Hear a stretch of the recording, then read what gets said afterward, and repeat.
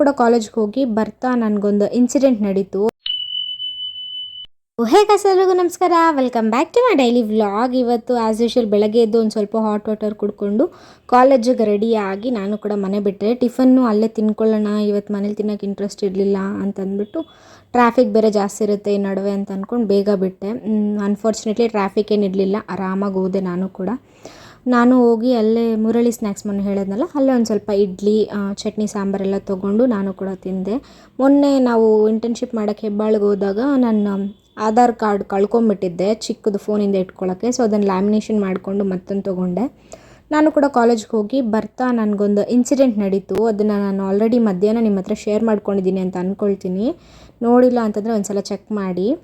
ಅದೆಲ್ಲ ಆದಮೇಲೆ ನಾನು ಕೂಡ ಬಸ್ ಹತ್ಕೊಂಡು ಮನೆ ಕಡೆ ಬಂದೆ. ಮನೆಗೆ ಬಂದು ನಾನು ಹೇಳಿದ್ನಲ್ಲ ಆ ವಿಡಿಯೋ ಸ್ವಲ್ಪ ಶೂಟ್ ಮಾಡಿಕೊಂಡು ಅದಾದಮೇಲೆ ಒಂದು ಸ್ವಲ್ಪ ಊಟ, ಟೊಮೆಟೊ ಬಾತ್ ಮಾಡಿದ್ದೆ, ಅದನ್ನು ಕೂಡ ಮಾಡಿ ತಿಂದ್ಕೊಂಡು ನನ್ನ ದಿನನ ಮುಗಿಸ್ದೆ ಅಂತ ಹೇಳ್ತಾ ಬಾಯ್ ಎಲ್ರಿಗೂ, ಟಾಟಾ.